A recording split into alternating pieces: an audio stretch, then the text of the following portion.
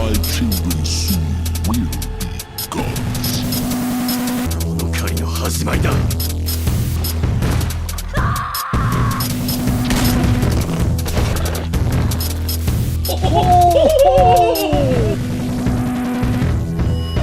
This is the funniest animal on Earth. I'm sorry. He's not sorry. No, he's not. Yes, I see these. I think these are the ones that have like the massive like goiter thing where they can like inflate the under. Like, I used to call them frog monkeys back in the day. Kind of what it reminds me of, yeah. But yeah, these monkeys can be very funny. I'd say these plus what are those little the capuchin monkeys? I can't remember. Those little bastards are hilarious. I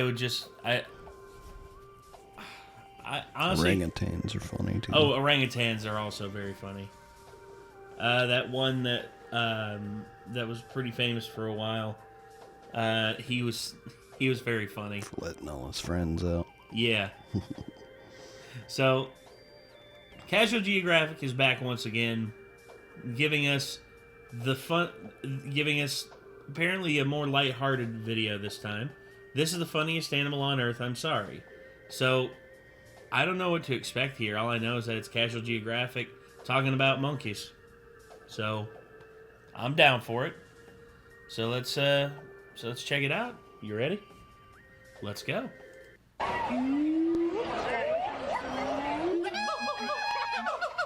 Show me someone who's never seen this with their eyes, and I'll show you a child that got left behind. The school system's failing, and this is proof. Did you know the average kid in America doesn't know about this harmonizing homunculus? Arguably one of the greatest gifts nature ever gave, yeah. Yet they remain disrespected and unaccepted. Well, not today, you know. Someone has to stand up for this comic relief, rough draft, auditory onslaught of a primate, and you already know I will. I mean, that's a given. You're probably familiar with the great apes, but in case you're not, they include gorillas, chimps, bonobos, i.e. chimps with a different R rating, and this guy. Oh my god. Together, along with humans, they make up the Great Ape group. Great Ape.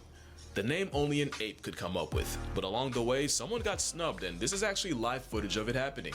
You are freaking Great Apes.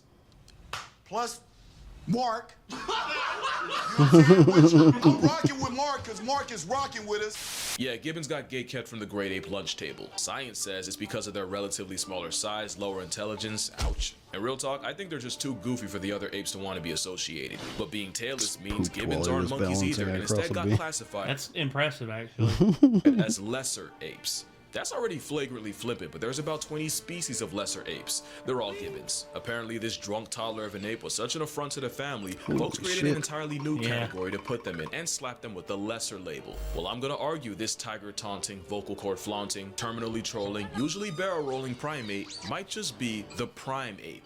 Now, to be fair, gibbons are that one weird kid in class. They're like the missing link between apes and monkeys, but if evolution went on a side quest. Gibbons break a lot of the rules of being an ape. They have low sexual dimorphism, meaning the males and females are about the same size. They don't build nests to sleep. They put in about as much effort as pigeons. They're monogamous, allegedly. We'll get to that. And they basically spend their entire lives in the trees. Could have sworn they let the orang slide for that, but that's none of my business. They're also anatomical anomalies with a wingspan worthy of an infringement lawsuit from Go-Go Gadget. We call them lesser, but let's be glad they're still alive. Cause uncovering a fossil that could jump rope its own skeleton, that Jumanji junk would have put us in another pandemic. You don't realize how long a gibbon... Also, he had to censor his shirt, and I guarantee you he was mad about that. He probably got, like, YouTube was just like, yeah, you can't have that shirt on. He's just like, I'm not on the screen for the whole time. It's like, yeah, we know, but you can't have it on. And he was just like, all right, fine. I'll censor it. Arms are until, well, one, you get slapped by one, but also until you put them next to a person for scale. But having joints longer than a prohibition for Peter Griffin is great for one thing, and it's kind of the thing gibbons are known for. Like I said, gibbons are completely arboreal, and there's actually a name for how they get from A to B.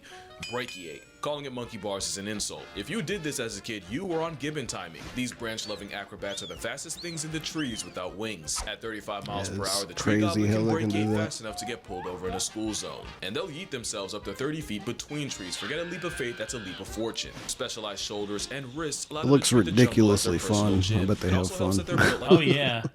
a CrossFit cryptid with the longest arms of any CrossFit cryptid. That's a line. That's a good line. ape. If the average 5'4" woman adopted its build, she'd flex a 10'7" wingspan. And if you live like one, you'd be parkouring off the cables of the Brooklyn Bridge. But they're not free from fall damage, and it's estimated most gibbons break a bone at some point in their lives. Gets even crazier when you realize mothers will pull these stunts with a whole baby in tow. And speaking of babies, you know how we always say animals use play as preparation for the life they'll live? Baby gibbons will not only learn to brachiate by chasing each other through the trees, they'll also intentionally let go of branches to catch themselves. But what even makes gibbons play a lifelong game of floor is lava? Well, like orangutans, they realize it's way safer to have your ops be gravity and time than touch tiger country downstairs and get murked by a feline. Because gibbons would rather run away than run a Gibbons are actually extremely territorial, and that, along with them having a 99 agility stat, is how you get the only animal alive that can vibe check a tiger and live to do it twice. Technically, it's mobbing behavior meant to drive away a predator using the power of parkour, but the execution makes them move like Spider-Man minus morale. They're morale-less, but the only miles is how far they can drive a striped delete button crazy. Show me a great ape that can taunt a tiger. Many have tried. Most have died. A whole apex predator and twig ninja just ear-pulled them like a delinquint, and they don't play favorites. That's Gibbons have freaking also been recorded hilarious. harassing cloud. I love that, dude. There's like, ha ha.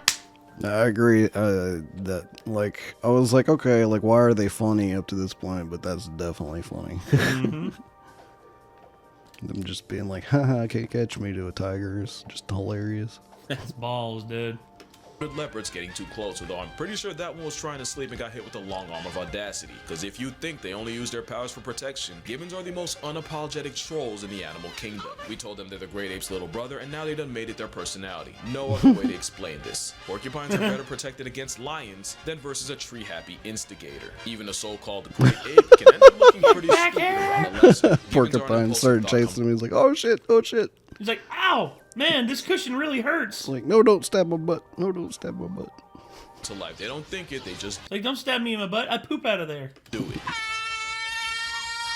Fun fact, this is the Memphis Zoo. That's Ringo, and they even warn you to stay off the glass because he'll literally injure himself trying to. Yeah, I've seen that before. They've actually done some edits with this. Just like you hear Ringo talking. He's like, "You frontin' on me, homie?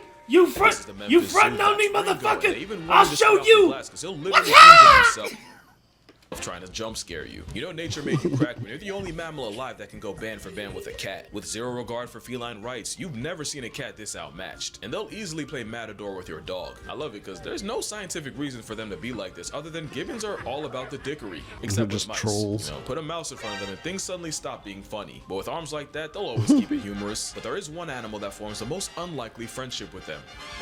Or maybe not. Because on paper, gibbons and orangutans actually have a lot in common. They live in the same area code, they're both for the trees, and orangutan actually translates to man of the forest. At the same time, some like I didn't know that. gibbon, That's cool. They do kind of look like old men sitting up in the trees like that, don't they? Yeah. He's like, these damn kids need to stay on my damn tree. And if they don't, I'm gonna poop at them. I'm gonna hurl my poop at them. orangutan actually translates to man of the forest. You At the can same kiss time, my some, red like the Hula ass. gibbon, have been affectionately nicknamed the little man of the forest. But their personalities are so opposite, they honestly belong in a buddy comedy. Gibbons are hyper athletic, flyweight, and the fastest moving animals in the trees. Orangs are the largest, the mascots of stoicism, and yo, I swear they could talk, they just don't want to deal with taxes. Yet time and time again, wild gibbons and orangutans have been caught playing with each other. I like to think the fact that they don't compete for the same foods means they don't really have a reason to have beef, and a lot of zoos will actually assign them together as roommates. Another reason orangutans are chill like that. If gibbons suddenly get accepted into the Great Ape Club, I think you know who pulled the strings for them.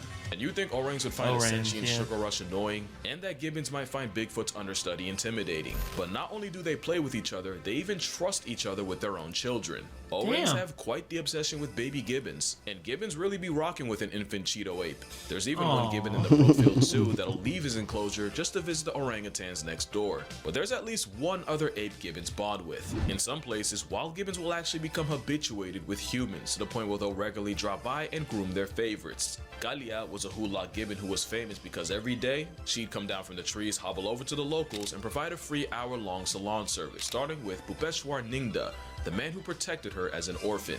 It hits different when you realize grooming is how gibbons reinforce social bonds in a family. Now, it is bittersweet since it likely took her entire actual family getting put on a shirt for her to get to that point, and we'll get back to that. But I'd say that's pretty damn great.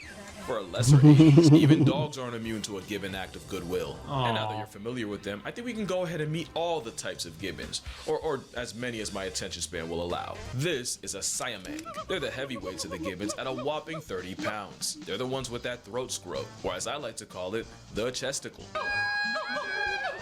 It's a pouch that works like an amplifier to broadcast their call, and clearly nature had an off day when it spawned a frog monkey that looks like one of Ben's 10. As much as I like them, this would be terrifying to have fly over your head. It's a reminder that even the comic relief of the apes could scramble your face if they really wanted to. But I think nature knew it animated Slenderman's shadow a little too well, because it went ahead and gave them the most unserious vocal stim you've ever heard.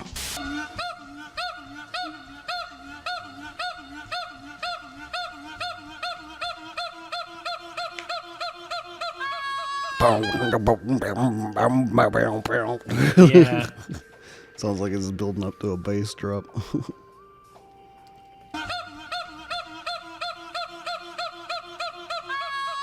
That was just like, Drop shut the bass. fuck up and leave me alone.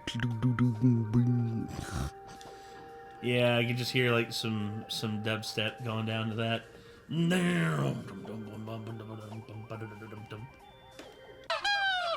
This is a northern white-cheeked gibbon, which definitely, for sure, is not venom, no matter how hard you try to perceive otherwise. And in case you're curious, the babies are all born white. After about a year or two, they turn black. The males stay that way, but the females eventually revert back to their cream colorway, proving the once widely accepted scientific theory wrong. You can go back. This is a Skywalker gibbon, and yes, they were discovered in 2017 by a group of scientists who apparently love Star Wars that much. The namesake of Luke was found in Myanmar, Southeast Asia, and it's believed there's less than 200 of them. But they're not as bad as the Hainan gibbon, which isn't just the rarest ape, but one of the mammals closest to getting discontinued, with less than 40 of them. Crazy thing is, it used to be worse. They went from a couple thousand in the 1950s to where you could count on both hands how many were left by the 70s. Again, we got the Hulot gibbon. I like their face, the silvery gibbon. I like their hair. Good thing they max out at 2 feet. Any taller, we'd be having Yeti conversations. And lastly, the pileated gibbon, because in my opinion, they have the coolest call. Sounds like water dropping into other water. Yeah. Whoop, whoop, whoop, whoop, whoop, whoop, whoop, whoop. Then it starts to sound like a car alarm. Oh. Get off the vehicle. Get off the vehicle. Now at this point you might be wondering, why do gibbons call at all? Well, that's the second thing they're known for. The reason for it, well, you have a lock on your door, some have a gate, but gibbons, nah, they mark territory off straight. It's actually the same reason male lions roar, to tell outsiders that they best keep it that way. Except gibbons will often do it as a duet, and sometimes they'll get the kids involved and make it a family matter. And they'll usually do it in the crotch of dawn, and if you live next to a zoo with gibbons, you've definitely heard it. And remember, they're territorial, so if you hoot back at them, you might just end up going band for band with a broadcasting tree siren. Hey, yeah, post-production cashier, don't do that. Not only will you offend them, it's like showing teeth to a gorilla, but gibbons are capable of doing something about it. In 2011, a gibbon escaped a Malaysian zoo after being taunted and severely mauled a child, and while I will spare you all the details, I will say his mom had to carry pieces of his thigh in a plastic bag. Oh, well, keep in mind, this is still like a primate that lives in the natural world, and the natural world is brutal. Like, no matter what we want to tell ourselves, it's like, nature is beautiful. No, it isn't. Nature can get very, very ugly. And the fact that there are people out there just like, we need to go back to the way things were, back when nature was perfect. Nature ain't never been perfect. I was gonna say, like, you're living in a fantasy world. Stop it. The odds are low, but they're not zero. So yeah, best keep the singing to the gibbons. It's a big deal for them. They spent actual years of their lives perfecting it. It's very much giving albatross marriage dance. In some species, Mama Gibbon will help her daughters practice with their version of singing lessons, where the daughter tries to match her mother's pitch. For male gibbons, they learn by imitating the male figures around them. After years in the lab, they're able to come together and make the sound you've heard in every movie's jungle scene ever. There's something about the fact that males and females spend years perfecting their songs, and when they do come together, the songs just fit each other perfectly. These duets become a verbal vow renewal as the songs help reinforce their pair bond. And that's the third thing gibbons are known for. They're the only apes that are monogamous. Can you imagine a gibbon seeing another gibbon and just making it work? No other ape, not gorillas, chimps, definitely not bonobos. And you know most humans ain't about that. Entangle. Bonobos are like fiends. They fuck everything, dude. Humans be damned. Except, yeah, about that. So the whole monogamy thing came from researchers watching a group and witnessing a couple only getting active with each other. Except what they didn't realize was by being around these gibbons constantly, the gibbons eventually got used to the people and would get way closer than they usually would. The problem is the other gibbons that weren't as chill with humans would see this and treat the human habituated gibbons like the plague and avoid them at all costs. Honestly, good for them. But if gibbons do mess around on their partners, the researchers basically block them from doing it. Also, any cheater can look loyal for the weeks or months the researchers spent watching them. So, Ryan Bolombit decided to study a gibbon family for 6 years, and this time, instead of habituating themselves to just one pair, pretty much all the groups in the area were habituated, meaning they could truly study gibbon free will. And when I tell you it was Real Housewives of Indonesia out there, I'm gonna tell you a story where it will get messy, so I'm gonna need you to lock in or you will get lost. So it starts with two gibbon families. Each one had a sub-adult, basically a teenager, and one had a teenage male and the other a teenage girl. And we're still talking about gibbons. Both teenagers left their respective families, got together, and found a new territory to live in. And that's when stuff got weird. Because the teenage guy gibbon also had two younger juvenile brothers, and for reasons beyond me, they moved in with Big Bro and his girl. To Palombit, that was already cause to pause, but it got wicked once the adult male from the female gibbon's original group, i.e. her father, disappeared. Because apparently a parent in past tense is a canon event. Well, with a sudden power vacuum, guess who filled in? Yeah, the same sub-adult male along with his baby brothers all moved into the female's group, and the teenager took his girl's dad's place. He then just moved back and forth between the two spots, meaning Mans was monkey branching from his original girl to her mother. And in what's a lot more common than you might think, the mother and daughter had serious beef, and when things finally got too hot and the male had to pick a side, he chose the mother and fully moved in. The mom would have a baby that was likely fathered by her daughter's ex. Who's got it going now? I mean, I saw that music video when I was about like 13, I think. And yeah, Stacy was cool, but her mom was Rachel Hunter. Rachel fucking Hunter. Don't do that. Jesus. You have to be an idiot to not be attracted to that. I didn't sign up to ASMR here. Wasn't ASMR, that was ear rape. Yeah, I don't like it. Sorry. As for the sub-adult daughter, that was the last time Palombit saw her. If there's a moral in this story, one way or another, Gibbon's gonna find a way to swing. There was also that time one in the Kujukushima Zoo in Nagasaki had people questioning everything after 12-year-old Momo got pregnant while being housed with exactly 0 men. They thought it was an immaculate conception. Folks thought she spawned Gibbon Jesus, until they did a DNA test and found the father was 34-year-old Ito, who thankfully was also a gibbon. They still had no idea how they did the do, until they found a 9mm hole in a steel plate between enclosures. That's not the glory hole. To quote Dr. Ian Malcolm, life finds a way. 9mm. He really wanted that glory. The whole time we call them lesser when really we're not that much better than gibbons. I don't care what the literature says, they're great to me. Especially since we've probably done gibbons dirtier than any other ape. Remember Kalia? Well, not only did she lose her family, but after a kid taunted her with a slingshot and she finally bit back, the boy's father came after her with a shovel and she lost her life. This kind of thing actually happens a lot to gibbons. Not only do they get their homes knocked down and trees removed, a lot of times they get reduced to pets. It's to the point where virtually every gibbon is flirting with extinction. In fact, some like the hyena might as well be in bed with it. I don't like ending the video like this, but I feel like gibbons being so overlooked makes it that much easier for the Okay, no, that's fucked up, dude. Get them off the chains, dude. Get them off the chains, dog. is against them to get buried. And if we don't lock in and spread the word, nature's one-man comedy special will be canceled in our lifetime. But then again, does it not make sense for the comic relief to have the most tragic backstory? At the end of the day, Gibbons proved that you might not be a great ape, but you're still a great ape. But anyway, that's gonna do it for this video. Make sure you drink water, hug your mother, support your local Gibbons, and one last thing to take home. But this is important. Always remember to...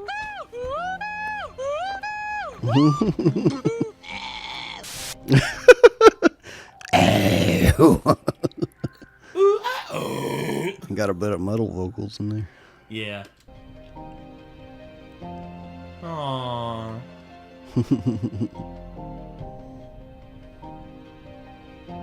That's cute. Very fuzzy. Yeah. Okay, fine, I'll do the thing, right? And I'll see y'all in the next one. Sit back down, video ain't over. I really bought this shirt specifically for this video just to realize y'all can't even see the whole thing, so there. Hey, nice. Now I'll see y'all in the next one. Okay. Well done. Well done. Well, that was a that was a good one.